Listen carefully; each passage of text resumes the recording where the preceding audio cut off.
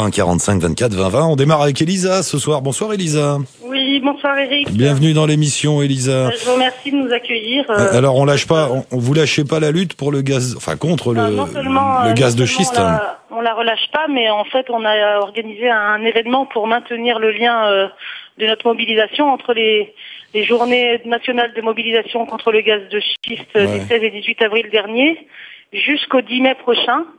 Donc on fait le tour de France des sites et des collectifs anti-gaz de schiste avec une banderole qui va être donc signée par tous les gens préoccupés par cette énergie, enfin cette perspective d'exploitation d'énergie polluante. Ouais. On va donc la faire signer par les gens, la monter au sommet du Mont Blanc le 7 et 8 mai prochain et la ramener devant l'Assemblée nationale à nos députés le 10 mai prochain parce qu'ils examinent ce jour-là le projet de loi visant à abroger les permis d'exploitation. C'est quand? C'est le combien tu m'as dit malheureusement l'exploitation des huiles et gaz de schiste. Et Elisa, tu m'as dit quand? C'est le 8 mai à l'Assemblée, c'est ça, d'accord. Le 10 mai. Le 10 mai, pardon. Et le 7 et 8 mai, puisqu'il faut une fenêtre météo de 2 jours, nous montons la banderole signée par un maximum de gens que nous aurons rencontrés sur toute la France, nous la montons au sommet du Mont Blanc. Du Mont Blanc. Bah, vous êtes motivés. Pour la plus haute des symboliques, parce que c'est le toit de... C'est le toit français, donc c'est le plus haut sommet des préoccupations françaises. Mais Elisa, c'est toi qui fais le tour de France là, dans ta petite voiture? Voilà, c'est moi avec ma petite voiture et toute mon énergie. Et t'as pris des vacances? Vraiment, je le fais pas du tout en le subissant. Je le fais.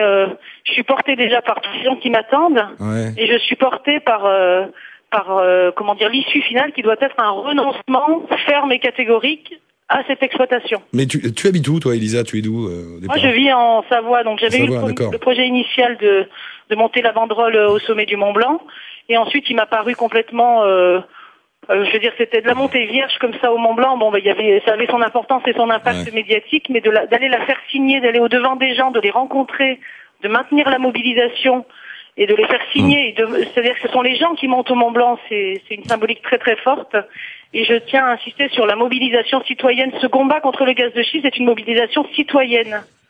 Elisa, t'as pas peur que ce soit un combat perdu d'avance, vu les milliards en jeu? Non, mais je parle à long terme. C'est un combat, d'ici. Un combat, c'est une lutte, c'est quelque chose de tellement, inné.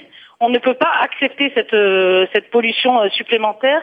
Bien sûr, il y a des enjeux au niveau économique, mais on nous a jamais dégagé de crédit au niveau du gouvernement pour aller vers les énergies alternatives. Le combat contre le gaz de schiste, c'est un combat aussi pour aller...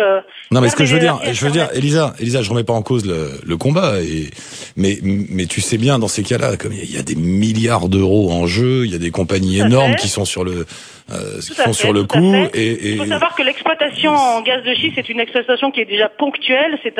On veut transformer un peu comme aux États-Unis le sol français en gruyère.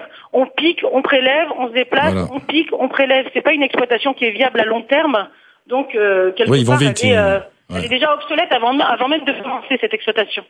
Oui, mais tu connais bien le problème, c'est qu'il y a beaucoup d'argent, donc forcément, voilà. Et on fait le tour de France avec une banderole.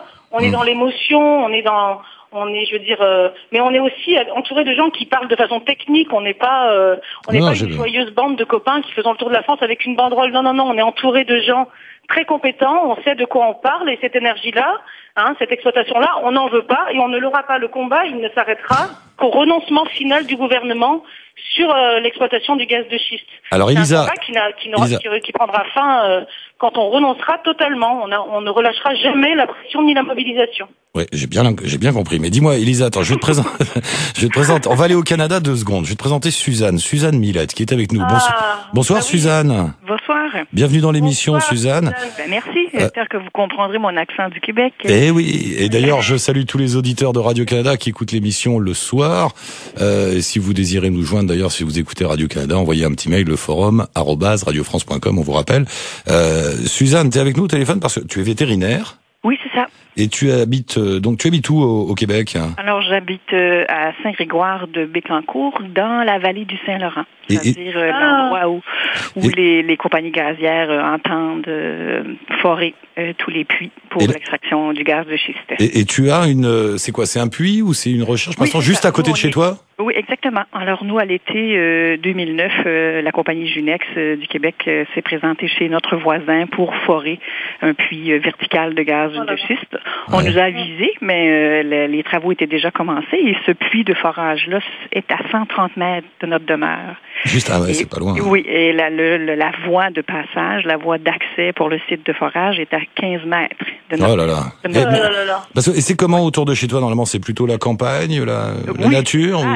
Oui, c'est ça. Nous sommes en milieu rural. Alors, on s'attendrait à poursuivre notre vie dans un milieu rural, mais ça sera plus comme ça dans la vallée du Saint-Laurent si les compagnies gazières décident de vraiment exploiter le gaz de schiste. Et d'avoir ça à quoi? À 130 mètres de chez soi, donc. Pour l'instant, ça fait combien de temps? Ben, ça s'est fait à l'été, entre juin et novembre 2009. Depuis ce temps-là, il y a eu un forage qui a été fait de façon verticale. Alors, il n'y a pas eu de forage horizontal avec la fracturation.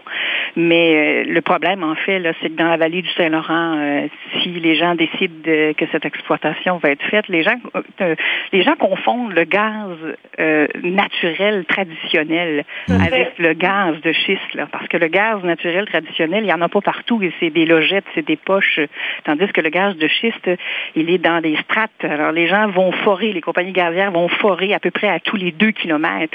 Alors là, le problème, c'est les gens qui ne sont pas près de ça les affecte peut-être moins, mais moi, je vous jure que s'il y a 20 000 puits dans la vallée du Saint-Laurent, dans quand même une zone rurale, mais habitée, il va y avoir des problèmes. Il va y avoir, c'est quand même une cohue sociale, là, parce que tu peux pas vivre avec un puits de forage à 130 mètres de ta demeure, là. C'est impossible, là. Pour l'instant, les désagréments, c'est pas encore l'écologie, hein, c'est ça? Il n'y a pas encore de dégâts écologiques?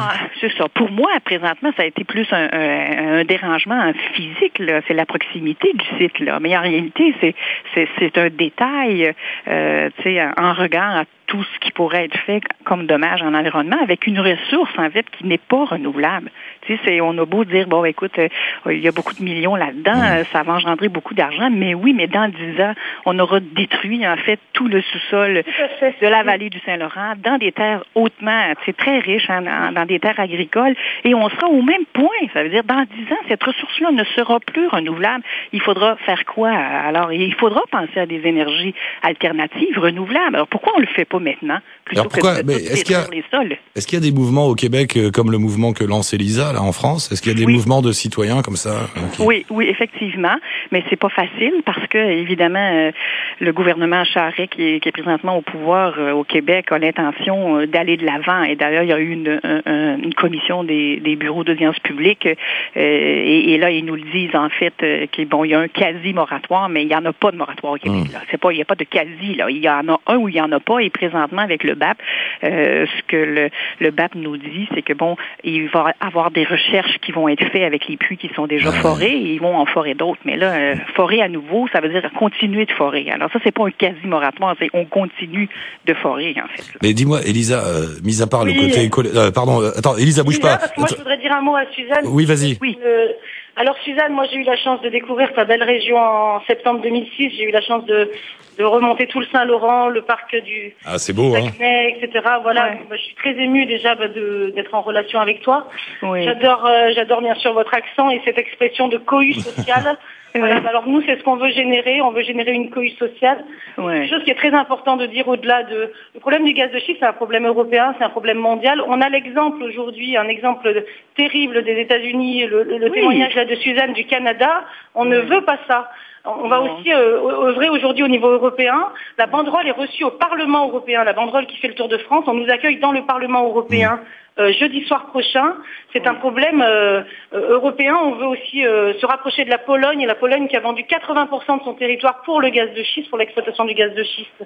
Alors, vraiment, et très important aussi, je tiens à signaler quelque chose de très important. Ouais, très Nous, vite, on est citoyens, très rapidement, on est citoyens, on doit être protégé par notre ministère de l'écologie. Alors que notre ministère de l'écologie aujourd'hui, le précédent avec Monsieur Borloo et l'actuel avec Nathalie Kousko-Morizet nous met en détresse. C'est à eux de nous protéger. Et là aujourd'hui, moi je prends ma voiture parce que je me sens portée par cette mobilisation vraiment nationale. Je prends ma voiture et je suis obligée d'aller, en détresse, rencontrer tous les gens qui sont en détresse.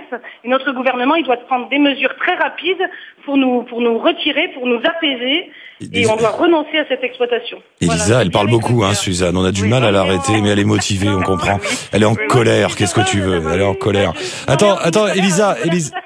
Une colère très saine. Ouais. Attends, Elisa, elle redémarre. Elisa, attends 2 secondes. Je voudrais demander quelque chose à Suzanne. Suzanne, non, reste là, Elisa, reste là. Suzanne, juste un truc, parce qu'au niveau très personnel, par exemple, t'as une maison qui est à toi, c'est ça? Oui. Qui la tienne? Une maison ancestrale qui a été construite en 1760. Avec un terrain autour, j'imagine. Mais alors, exactement. tout ça ne vaut plus rien. Nous, c'est ce qu'on dit, mais les instances gouvernementales nous disent que il y a pas vraiment de précédent. Alors, on sait pas. Si nos demeures subiront une dévaluation, on sait rien en fait là. Et c'est vraiment nous, le puits est tout près. Et puis récemment, il y avait des fuites de gaz de ce puits-là et on a appelé à la compagnie. Le ministère de l'Environnement est venu voir les fuites et on nous a dit c'est réparé, mais on a barricadé en fait le puits. Alors on ne voit plus s'il y a de fuite. Alors il faut les croire sur parole. Ouais. On s'imagine que si ça se passe comme ça avec un puits, quand on en aura 22 000. Mais c'est ça qui est prévu, c'est 22 000 puits dans la vallée du Saint-Laurent. Wow, oui, c'est ça, exactement. Alors, un puits à tous les 2 kilomètres. Bon, écoutez, toutes les deux, merci d'avoir témoigné. Je sais pas, peut-être qu'il faut monter un grand mouvement canado-français, européen. Banderole partout. Ça serait une bonne idée. Oui. Bon, merci beaucoup toutes les deux. Elisa, tu nous tiens au courant de temps en temps de ton voyage, tu nous passes un petit coup de fil. Voilà, je comptais vous donner l'itinéraire. Ce sera l'occasion d'un prochain rendez-vous avec vous pour vous donner exactement l'itinéraire de cette banderole en sachant les dates clés, s'il te plaît. Les dates clés, c'est donc le Mont Blanc le 7 et 8 mai, le Parlement européen. Tu m'entends? Oui. Le Parlement européen le jeudi, donc à 18h, le jeudi 5 mai. Alors Elisa, tu sais quoi? On rappellera tout ça à ce moment-là parce que là c'est un peu loin. Merci beaucoup Elisa et bonne route. C'est moi qui te remercie. Au revoir, merci. Suzanne, merci.